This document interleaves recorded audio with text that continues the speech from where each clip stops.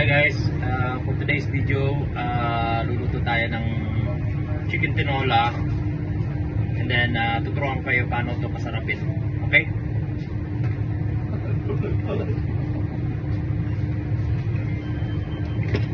Tawa ka pre ah.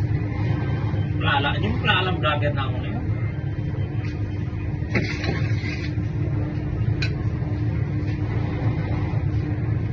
So, bawang.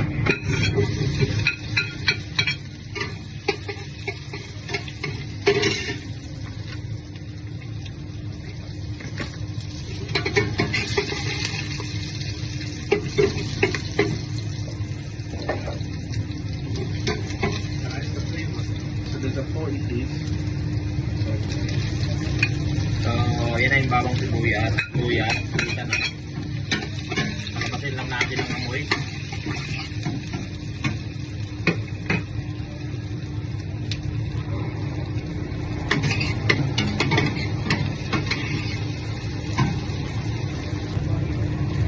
Yan, lumabas na yung brown na yung bawang, o brown na.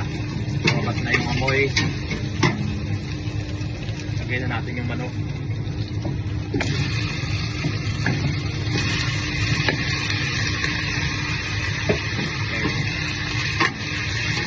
Ginamit ko cornfed chicken para masarap at malasa. Sa Pilipinas, obviously, pwede yung normal na manok. Also, you can use mas masarap sa tinola yung native, diba? Matagal lang pakuluan, pero mas malasa. At this point, nagtitimpla na ako asin.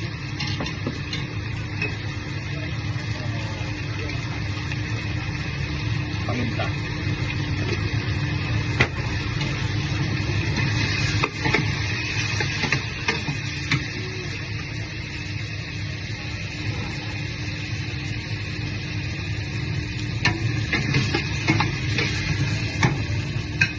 Tip number 1, dinuluto ko muna yung manok bago ko lagyan ng sabaw para mawala ang lansa.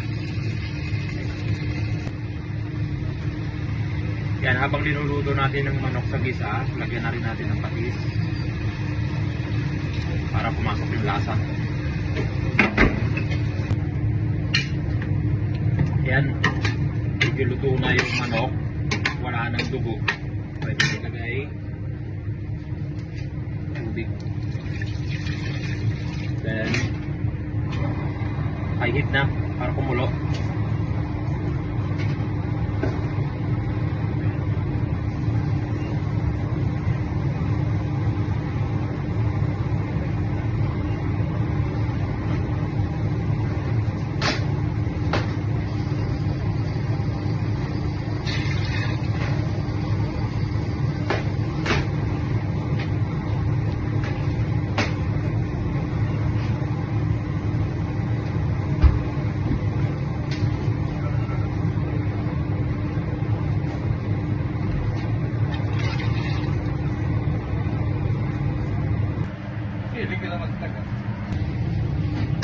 Hi guys, malambot na yung manok natin. Lagyan na natin ng sayote. No, not really. Ano to, courgette. Sayote dapat, wala tayong sayote. Nasa UK tayo, mahirap ng sayote. So courgette na lang, makakabili lang anytime sa mga supermarket dito. Lasang sayote din. So yeah.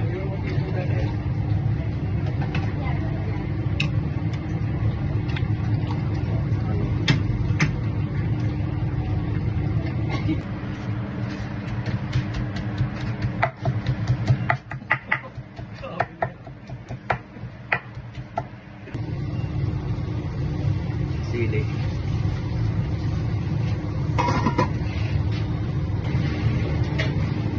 Tikman na natin.